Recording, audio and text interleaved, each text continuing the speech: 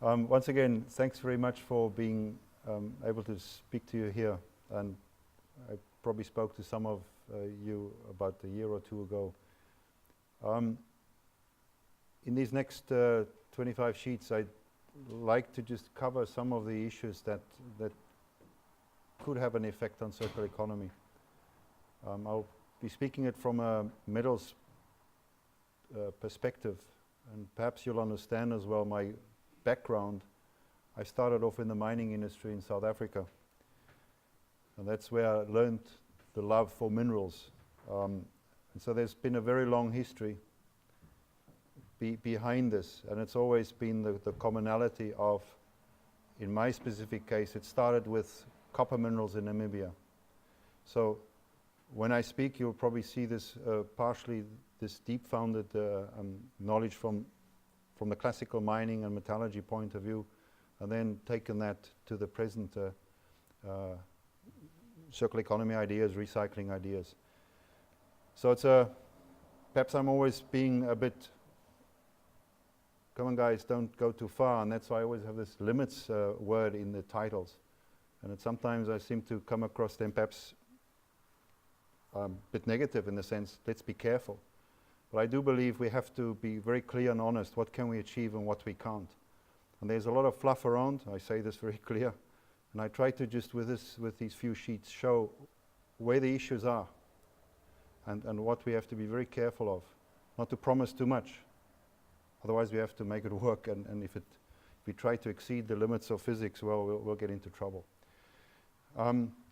So I've got three main ideas. I'd like to just briefly discuss circular economy. I have the acronym CE, so there'll be a few sheets with the CE in front of it. I will also try to just explain the importance of having a metallurgical know-how. And I always say this, you need it. If you don't have it, you don't have a circular economy. You can talk nice talk and you have nice words from the EU, but you need your metallurgy to do it. So, and then specifically I try to show the circular economy within a corporation, what is done and what has been done already in that respect. I'd like to just talk as well, and then this interaction of metallurgy and the knowledge thereof. So it's not secondary metallurgy, recycling metallurgy, or primary metallurgy. It's a network of things. And to really get ahead, we have to go one step further, and we've been doing this for many years. I did my master's in the early 80s, 81, 82, on optimization of flotation networks.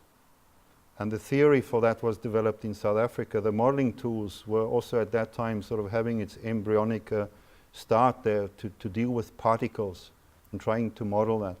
So I grew up in that fundamental thinking of minerals, particles, the complexity of these, not only in the major element, but also all the minor elements. Also, always understanding metallurgy is not only the creation of the major metal, but it's dealing with all the minors. And if there's a market and a price, you'll get them out. If they're in the ppm level and they've got no value, they go to the slag or the residue dump. That's life.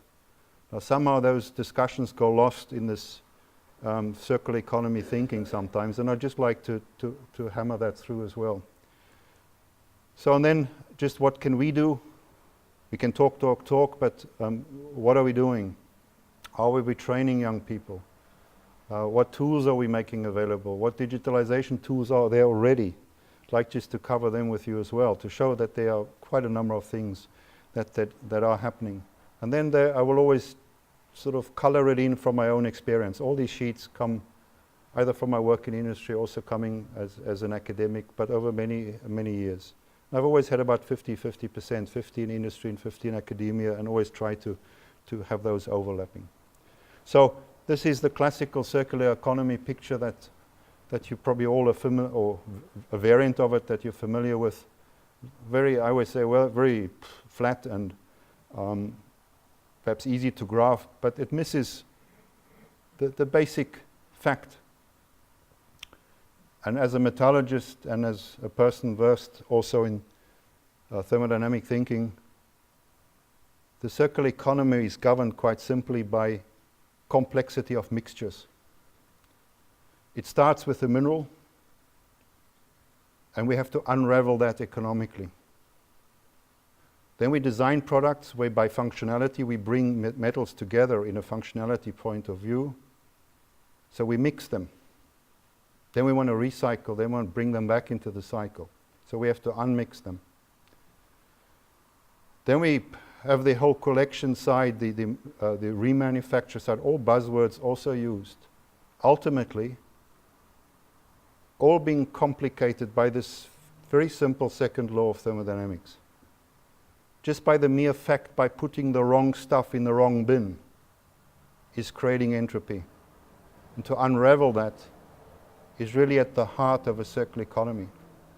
So firstly, you'll never close the loop because of that law, number one. But number two, if you don't understand that law to its fullest extent, you'll never be able to quantify the losses in the circular economy and therefore cut to the chase of what circular economy can truly bring and what it cannot bring. This for me sometimes a nice discussion. I read all these nice documents. We get told by the EU to write nice proposals with all the fuzzy words in to get them through. But are they really answering that question?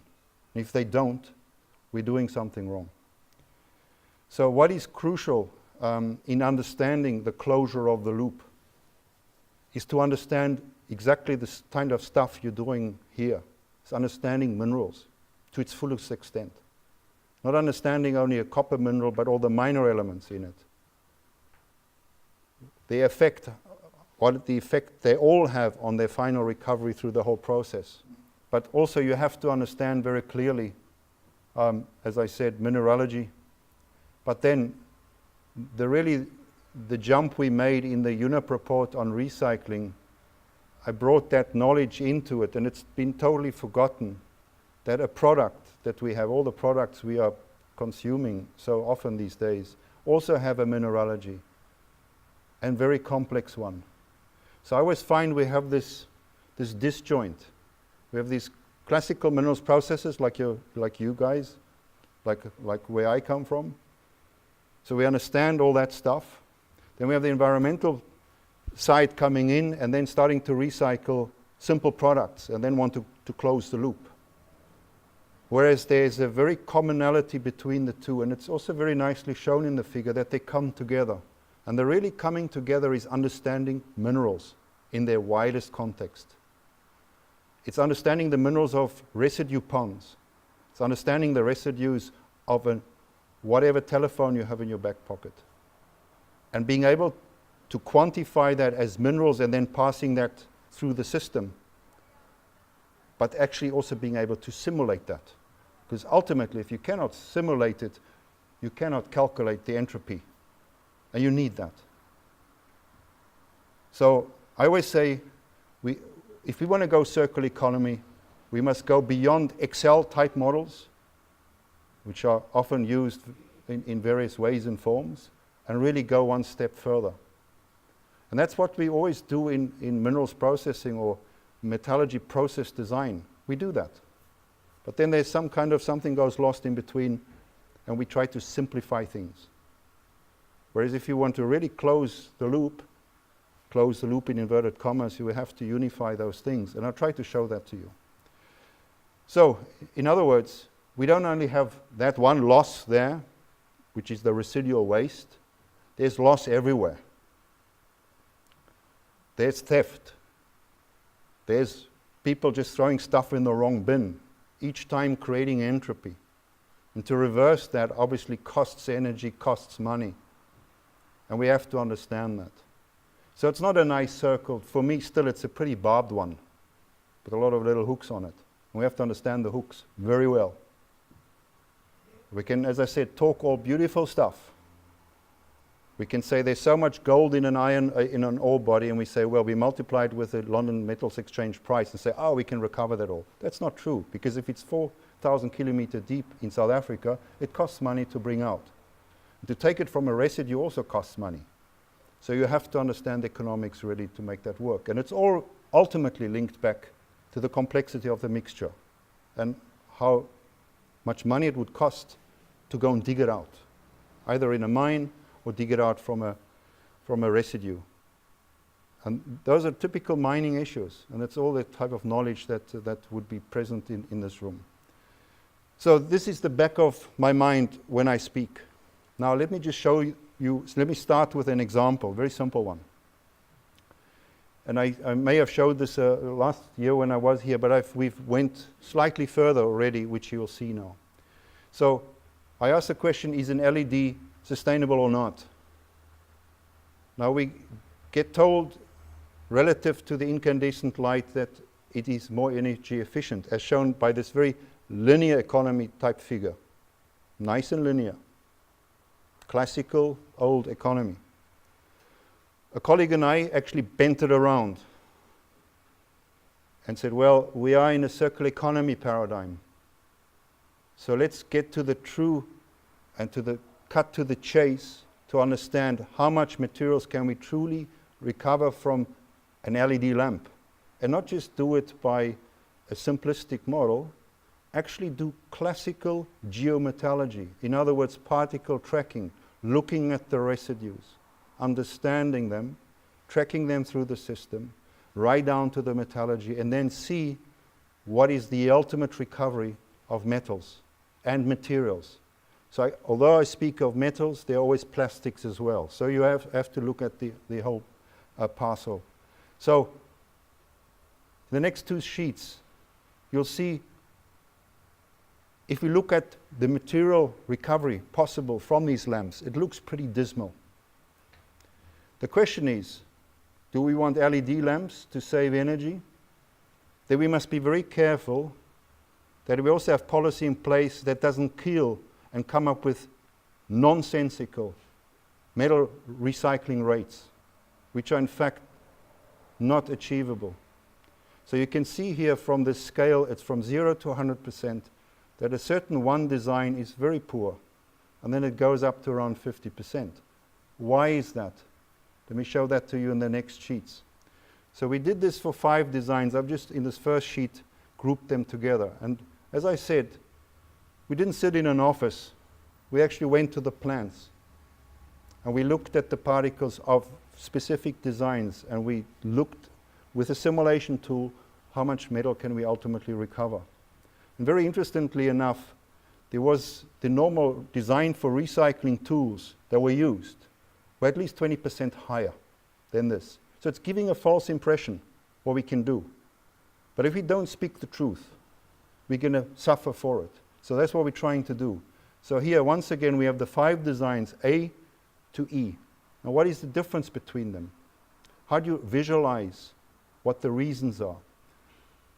So we've come up with, and this is a very busy slide, but it should just show to you visually why this is. If you look at all the metals in there, we've created these flowers. Obviously, when it's all green, all the strips go right down to the center, you will have a high recycling rate. But there are numerous large quantity metals, but also minor elements. And you can see for each design, if you just visually look through it, that they're all different. There's no one value. Depends on the design, in other words, the mineralogy, how you design the heat sink, if it breaks off or not, what is connected to what, how much I can recover.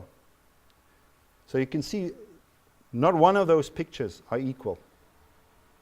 So just to quickly do an Excel calculation like is often done for design for recycling, you will not go down to the truth of element recovery. And this is basically what we always do when we do a design of a process. You have an ore coming in and you know where all the minerals go because the client wants to know that. Ultimately, you don't want to have a big residue dump somewhere that is a risk. So you have to know what you put in there. And that's also a question of the plant, but also obviously of the economics prevalent around that. So with these, we call it the little flowers, and I'll get further down the talk to another flower that we also developed while we did a project in Odotech quite recently, as a matter of fact. We're just trying to convey this complexity of mineralogy. Therefore, the complexity of and the complexing factor of entropy, in other words, to recover all the metals. And as I said, each of these figures, if you look carefully, are different. Because each set of particles that I liberate from each design will be different. And one has to understand that. And I'll get later in the talk to the challenges we still have there so that we can measure that better. But I'd like to leave you with this figure. This is it about, and this is just for 5 LED product designs. So trying to push numbers as high as possible, because we say we have X% in the product of a certain metal, and then I say, okay, I can recover 99% of that metal. That is nonsense, because ultimately a complex product has these metals and materials connected functionally together, and to take them apart into clean streams costs money and energy. So ultimately, keep this in mind. I will try to illustrate this now. How can you deal with this, and what do you need to make it happen? Now, this picture I often use just to show to you this balance of geological mine, urban mine. Urban mine also being a buzzword. However, it's a balance. As you've seen in the previous product, you will always lose materials. And the more complex it becomes, the more you will lose. So you'll have to be pretty smart in the design to minimize the loss. But in certain cases, you cannot, because the functionality in the LED, for instance, makes the light, so the rare earth. They have some absurd project trying to get the rare earth out of there, is just perhaps economically not possible. And you can calculate that before you spend millions of euros trying to prove that, which you can actually do with the thermodynamic calculator before you even start. So while I will be specifically talking about sort of the metallurgical aspects, please, I'm very cognizant of all the other stakeholders in here. This is collection, I've mentioned that earlier. That is not mixing things up, being smart how you collect. Now that requires also educating people, but they can only be educated if we show them in a simple, quantified way what this all means. And not just say, we can close the loop. Because if you say you can close the loop, you are not understanding thermodynamics at all. So one has to be very careful with words, because it's going to bite us. Because we have this beautiful circular economy idea. It's old, also Kreislaufwirtschaft, the old German word. So what's new? If you want to make it work, we must just decrease the losses in that system. So what I'd like to just basically concentrate on is this aspect. This is the primary aspect, which in that top block there is an Autotech flash smelter, which is produces about 50% of world copper. But I will not go into collection specifically. I will not spend too much time on sorting, but as I said, I will spend most of the time in the metals and the metal production side, just to show to you that recycling is not just the recyclate. It's the complexity of the recycling in relationship to the processing when it goes to the metal production. Ultimately, you want to close the loop. You want to go back into the product. And that is the true sense of a circular economy, at least from the metals point of view. Obviously, there are many other dimensions to a circular economy. There are business models which have to change to make it work. That's a challenge. But I do believe, and I say that in a video, I'll show it to you later on. I won't show the video. I say very clearly, without metallurgy, and that's why I always draw at the bottom, metallurgy, there's no real circular economy. Metals are pretty well recyclable if you can collect them. That sets them apart from other materials. So it's a really an enabler of a circular economy. Therefore, to really make it work, one has to understand minerals processing, one has to understand metallurgy, one has to understand residues, how you quantify the economic value of these, or everything that your institution here would be busy with. So what are these tools? And I'd like to just show to you what we have done and what we can do and what we can't do and what still has to be done. So here's a tool that I was part of a team. I actually led this team at Outotec until I left for Freiberg, but I still have a very close link to Outotec. We've built in various aspects of that. Let me just show to you where we are. So obviously you know some of these techniques, the MLA, the microprobe. You know also laboratory equipment to quantify fundamental data in the laboratory. I'll get to that aspect as well a bit later. There are so many people quantifying recycling, but I'll show to you later the data is not even there, fundamentally. So I wonder sometimes where the hell all this data comes from and how it can be evaluated. So I'll show that to you in a moment. But ultimately, we have this interaction of measured data, real data going into simulation models. Not only from the mineralogy point of view, but also from experimental point of view, as shown in the bottom right.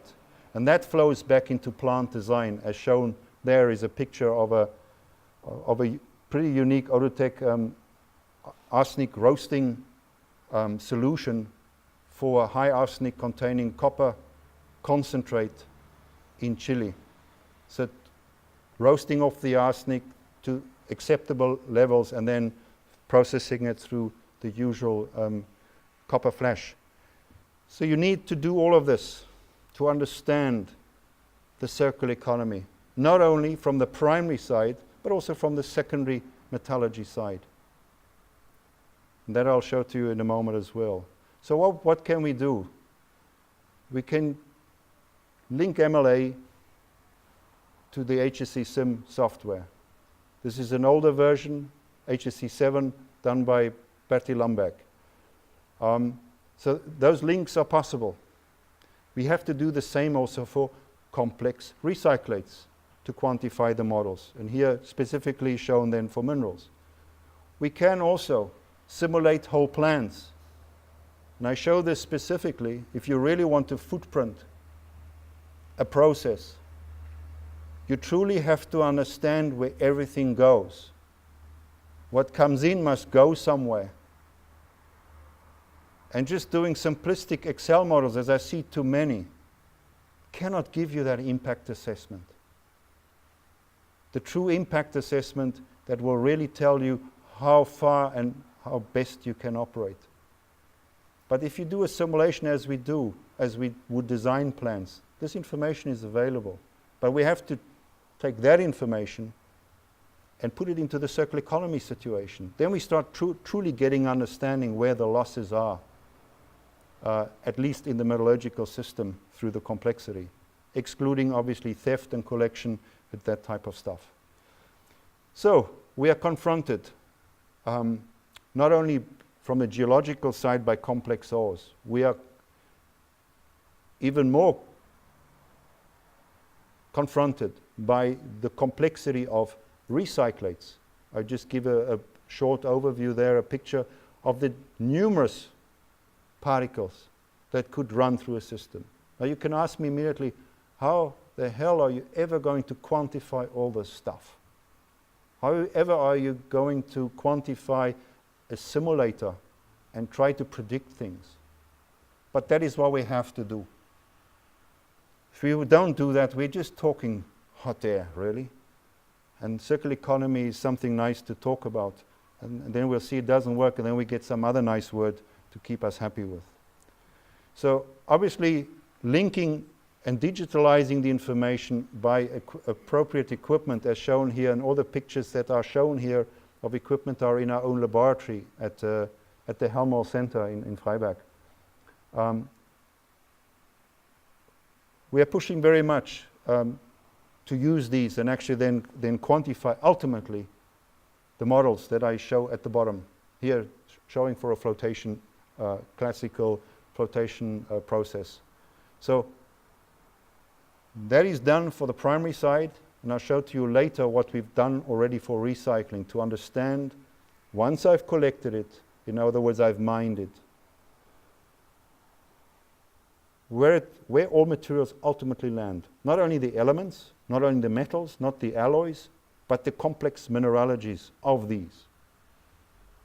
And that is what often goes wrong in a material flow analysis. It doesn't capture that complexity of a mineral, and it breaks down there. And therefore I always say it could potentially give erroneous predictions. So we have to be extremely careful of those. So let me get to the technology side. And I once again delve from my own experience and past and even present and perhaps even future, depends on how many projects still come up in the next years.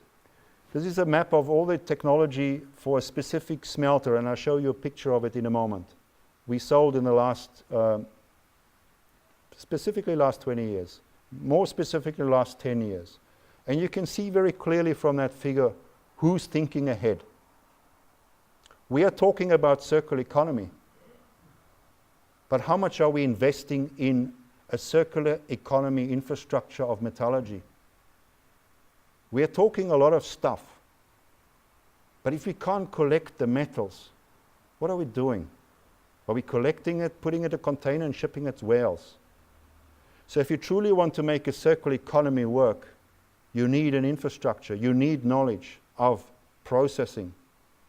And you can see, and what's happened over the last years, you can see where it's migrating to.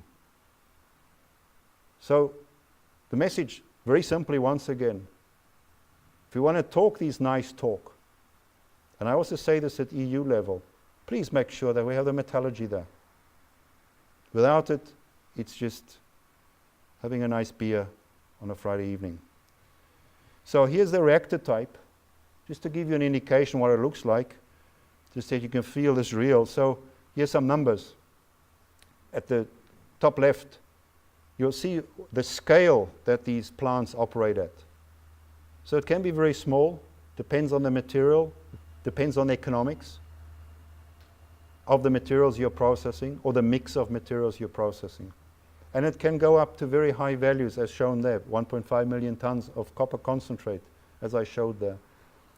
For specifically a Chinese copper smelter that are looking ahead and actually using best available technology to realize their needs. We talk of circular economy, they are building the plants. Interesting discussion. And you can see also the size of those, you'll see those in pictures in a moment. So here are just some examples, so this is not just theoretical talk. To close the loop, you don't need just to collect. Obviously you need to collect. You have to get all the telephones out of the cupboards we leave. We have to minimize the loss of throwing this wrong stuff in the wrong bin, therefore creating entropy. But there are solutions around, and some of them even luckily still in Europe. Here's at least one that I'll show you in a moment, is the Dowa plant in Japan. Here's the Röscher Boliden Caldo smelter. Here's a lead smelter that's been going since 1996 in Germany, producing in its maximum about 130,000 tons per annum of lead from lead accumulators from cars. Here a residue smelter in South Korea. South Korea, once again, copper scrap, e-waste. Even they tried at a certain point, but it was slightly too difficult. That was my last information, is to use automotive shredder residue, which is a major problem of processing. You can process it here as a secondary fuel, therefore lower your primary fuel consumption and use that. Because of its complexity, you can deal with it that way. And then here another caldo in China. So you can see the technology is partially there. So rather than spending a lot of development on stuff that is partially there, and I'll show that to you in a moment, make sure that the solutions we come up, first they make economic sense, you can flow sheet that, you can make a quick calculation, You need to know the mineralogy, you can check that. And then just analyze the system before you spend $1 million or 3 million or 10 million on a project that's never going to fly. So look at the technology, understand the flow sheet, then understand the technology that you want to newly develop, the innovation, and see where it comes. So it's a real balance of knowing what's there and understanding what has to be done. And I fear, and it's very interesting, and I say it also on the camera, we had an EU project that got canned just a week ago. We had 16 top companies, OEMs, recyclers on board, really the top. Some reviewer canned it. And I can just quite simply say the person that reviewed that has no understanding of the true issues. And it's because the way I speak here, that's the way the proposal was also written. But it's not written in the fluffy language. And so what happens? It gets canned, and which is a real pity. And it does not solve the problem in the end. So to go back now, we've looked at the primary side, let's go to the secondary side. And I've always tried to link the product design to the metallurgy. Now there's also another buzzword, design for recycling. And I always call it the design for recycling with Excel. And that gives you erroneous answers. You need to go right down to the mineralogy of the product as shown left and understand, if you do cut it up, to understand what particles you create so that you can truly understand where best to process it to minimize the loss, which are inevitable. A particle is never clean. It will always have something connected to it. But depending on the complexity of the product or the material sheet from a car, obviously you'll get fairly clean sheet if you start recycling a car. But if you go down to a mobile phone or an LED as shown over here, you get pretty complex pictures. And these photos you see there are photos taken by us. There's no theory. We went to the plant and photographed it as a classical minerals processor would do, as a geologist would do. You would go with your hammer and you go to the rock face and you would tap and you look at it and smell it and really understand it. And then go to your microprobe, XRF, XRD, MLA, etc. to understand the full potential of it. But that's what we have to know. And if I then see outside the texts that are being written in very good journals, some of them miss these points. You need to know what goes into your furnace to understand fully how you can recover everything. And I speak this because I've always been part of design teams, specifically of the reactor in the middle, the TSL, the top submerged lance, where we get beautiful residues. Client says, here's a residue, please can you help us design a process? Sometimes the mineralogy doesn't add up, nothing adds up, and we have to come up with a solution. But that's the depth you require to come up with an economic, viable solution for a company that wants to make a profit. So therefore you have to go to that depth, because you have to make an energy balance.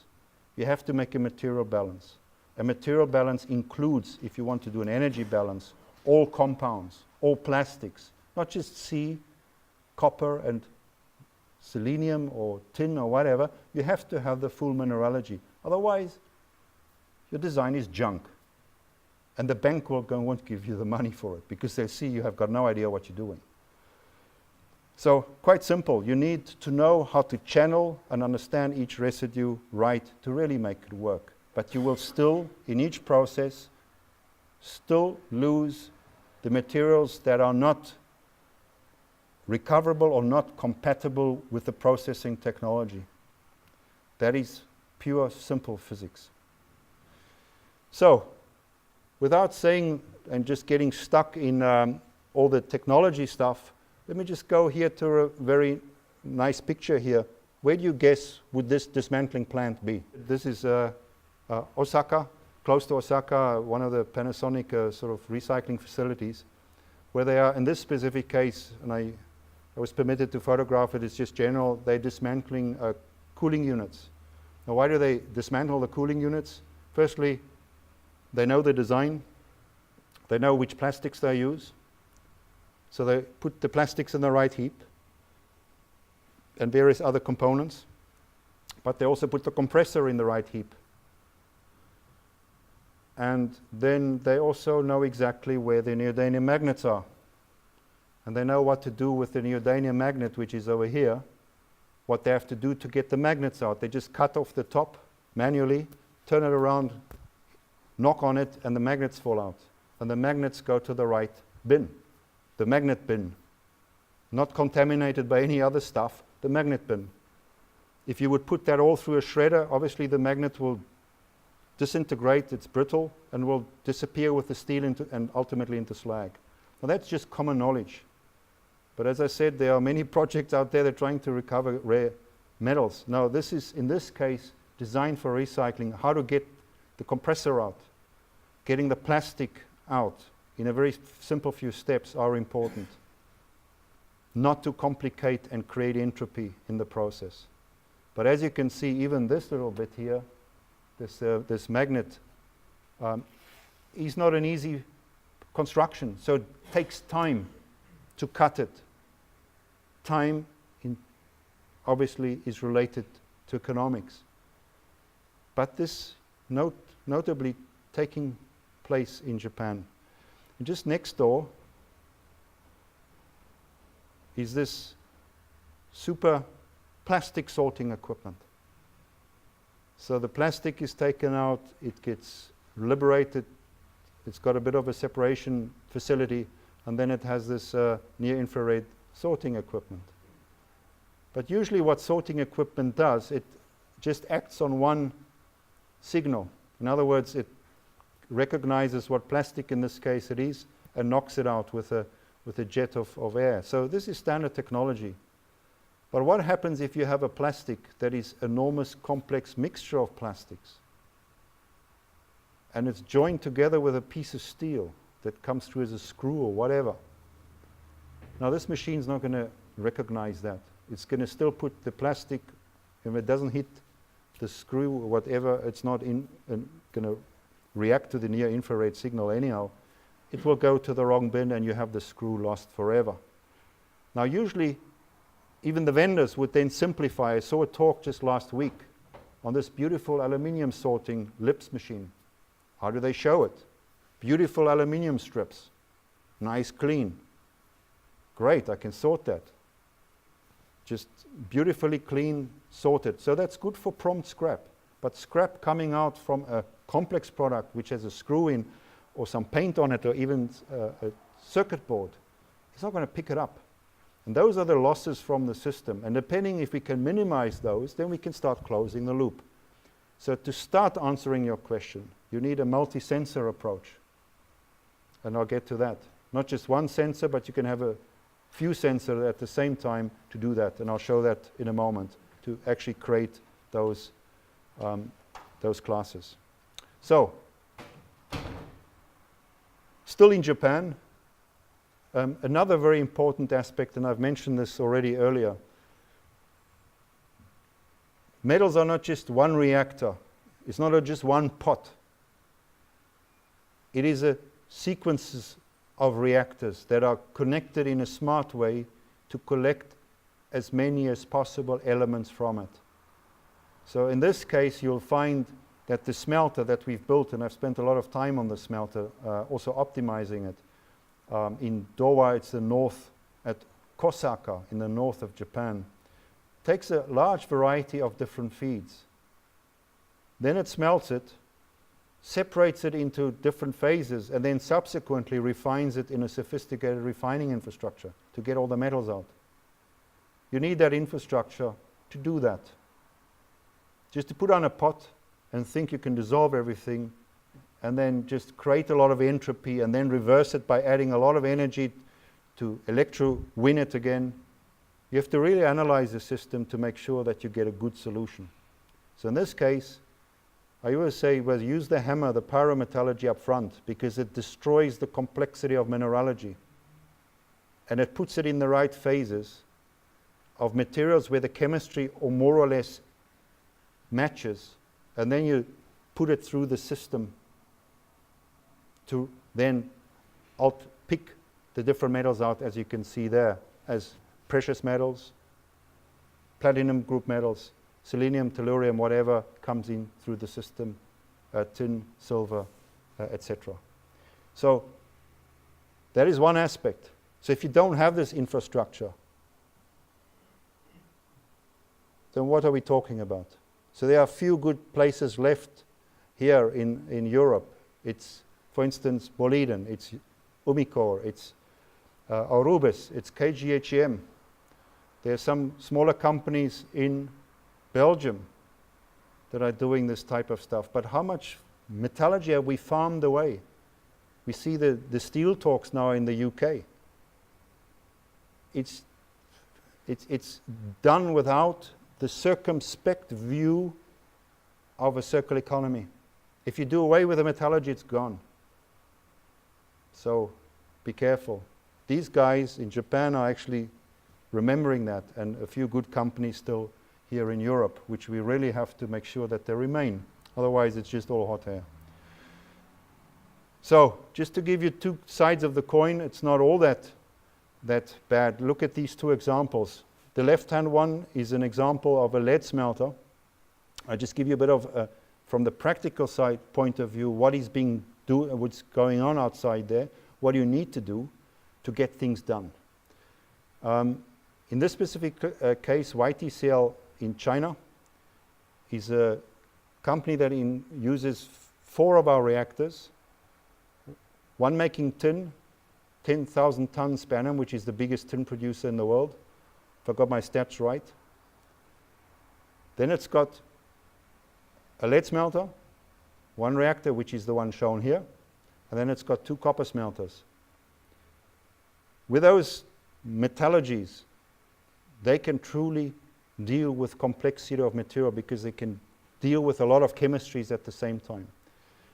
The example on the left, in just more than 3 years, from a greenfields, from signing the contract, greenfields, the plant was built.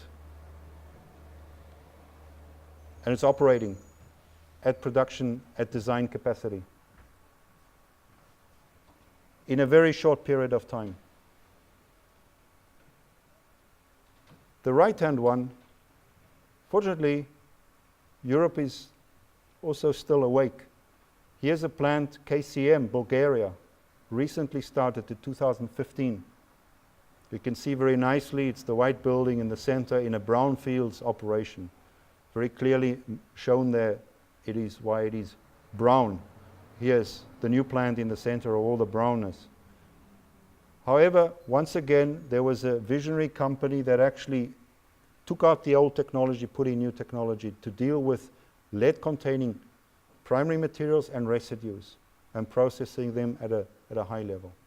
So just see the two worlds. We need to do this. We have to really maintain the infrastructure if we truly want to close the loop in terms of metals. So I'm coming to the end of this circular economy bit, and bear with me, I've got another 8 sheets. So how long time have I gone? So the last few sheets I will skim through. However, I just would like to show you this sheet. Please go and have a look at the video. I'm not going to show it to you. It's a video that was created in November last year at the EU event, which was interestingly enough,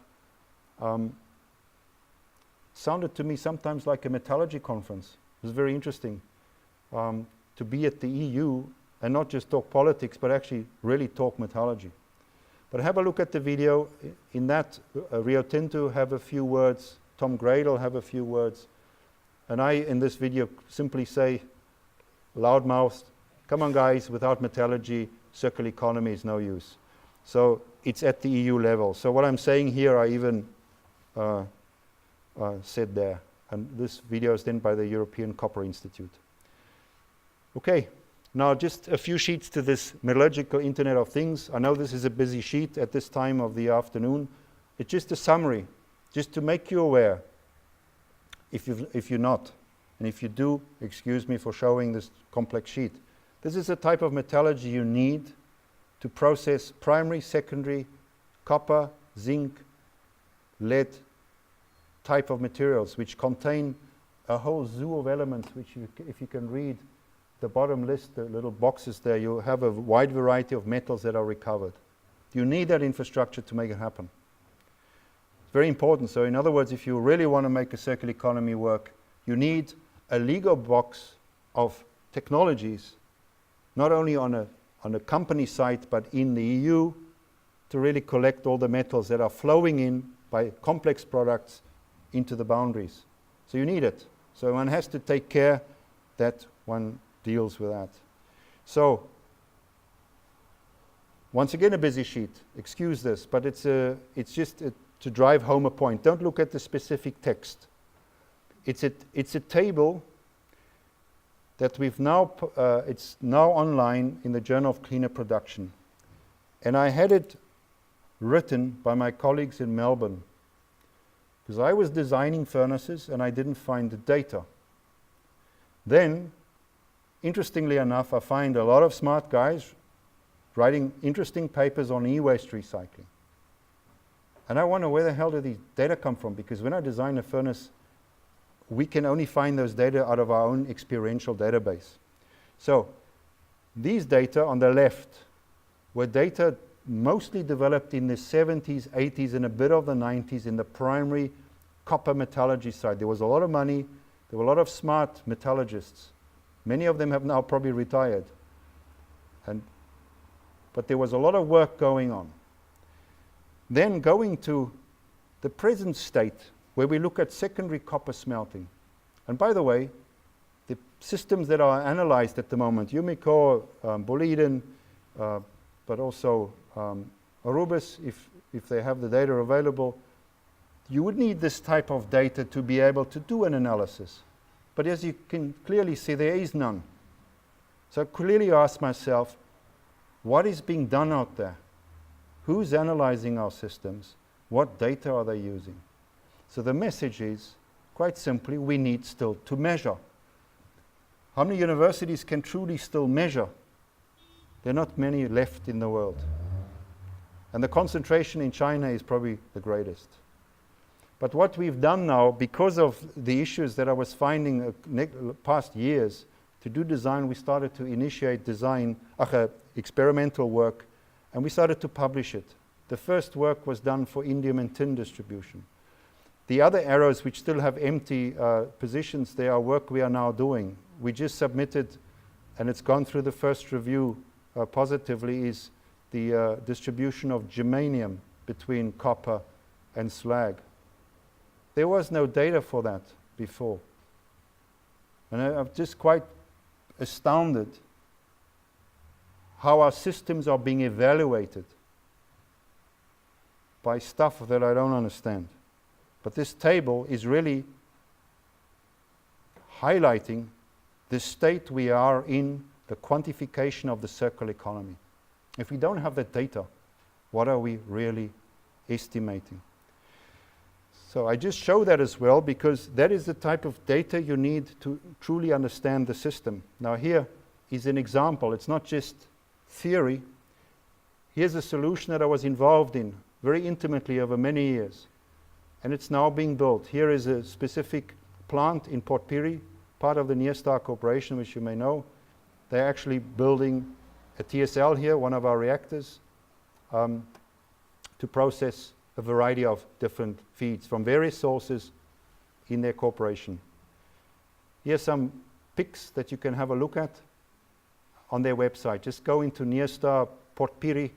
You'll find these on the screen in front of you. This is already an older one. These I just downloaded about 2 days ago. You can see the size, 20 meters high, about 5-6 meters in diameter. So these are large pots. You need to be able to do that. And to be able to understand where metals go, you need to know the metallurgy in the previous slide. Now the practitioners know that, but a person doing an LCA on e-waste recycling does probably not know that.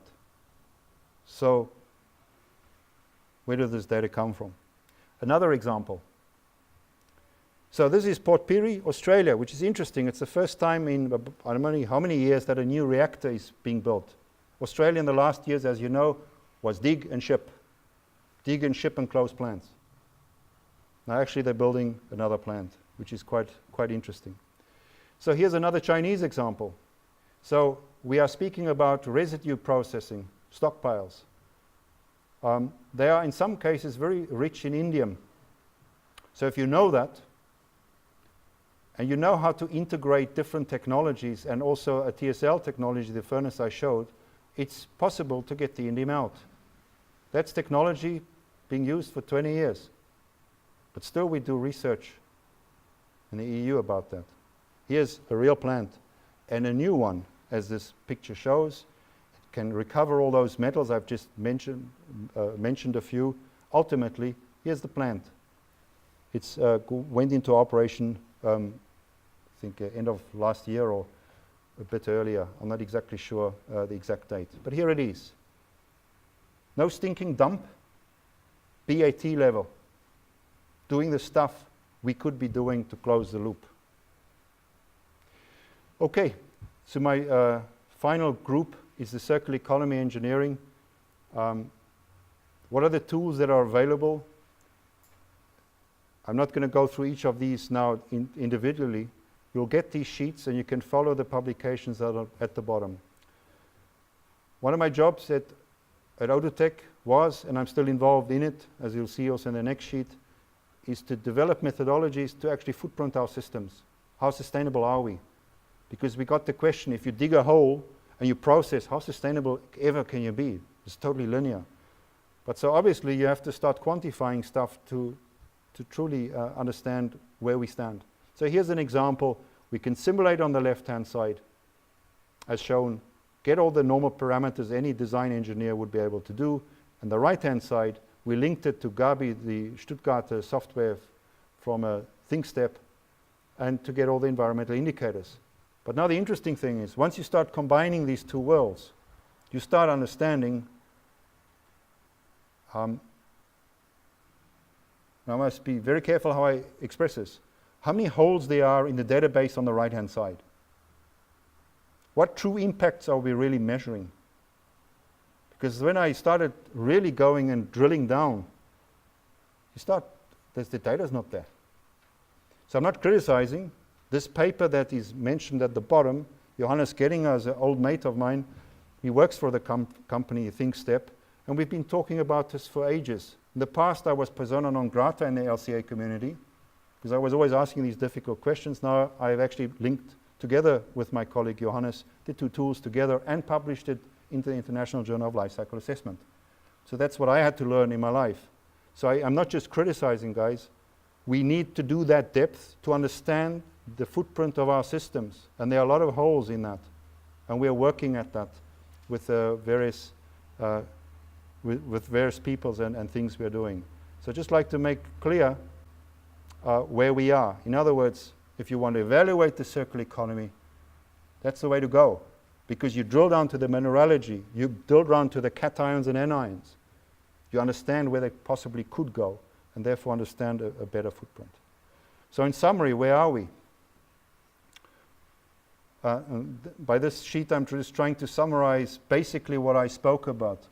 We can do product design, we can look at the mineralogy. We come to your question, how can we understand all the classes? Wait for another 2 sheets and I'll get there. We can simulate, but if we know the classes, if we know the mineralogy. We have the process models. Here, there on the right-hand side for a copper smelter. We can do the exergy analysis. In other words, we can really go down to the physics. We can understand the distribution of elements as shown at the bottom right. We can do an LCA analysis and we can get an ultimate recycling index for the product. So we can close those loops. Having said that, we go to the next sheet that we've went a step further, and is also work initiated by Autotech, which we did over a period of 2 years, basically 14 and 15, and now published also once again in International Journal of Life Cycle Assessment, to assess different solutions on all the criteria that are shown. But the big difference between past methods and this, we are doing it relative to a baseline. Rather than just saying good, better, best, the green means it's the simulated baseline that we could achieve. And relative to that baseline, what orange and red are. So very founded and a good foundation basis to start evaluating systems. You can find that online if you have access to those databases. It's now already online quite recently. So we are trying to understand the baseline of a circular economy system, which is ultimately what we need to do. Anything less is just fluffing around on the sides. It is not improving the system, it's just talk. Okay, so now I'm getting to the final sheet before the summary sheet. Here is really how would you do this? To get down to the particle level, as you've clearly seen, if you don't understand particles, you'll not harmonize the different processes in the system. If you can't harmonize them, you can't put them in the same model. If you can't understand the mineralogy, you can't understand the losses. And therefore you can't understand the winnings, therefore the economics to make it work. And therefore you cannot really do the nice buzzword, disruptive circular economy economic models. You need to understand the basic winnings and losses, simple mathematics of the system. That's what we do for process design. You have to do that for circular economy to at least get a really good handle on your losses. Not the winnings, the losses, because the losses ultimately in the residue also risk, which ultimately could kill you. So, how do we do this in real time? You need the simulation platform. You need to understand minerals processing type approach. In the sheet also shown for a simulation model, if you truly want to do this on real time, you need a multi-sensor that is in real time capturing the images, crunching it on a microprocessor into classes, understanding what is in there and dropping it into bins, and then we can track them through. Now that sounds all easy, but do it for zillions of particles. Then we get into this big data digitalization arena. And this is what the sheet is trying to show. It's a key innovation really to make it work.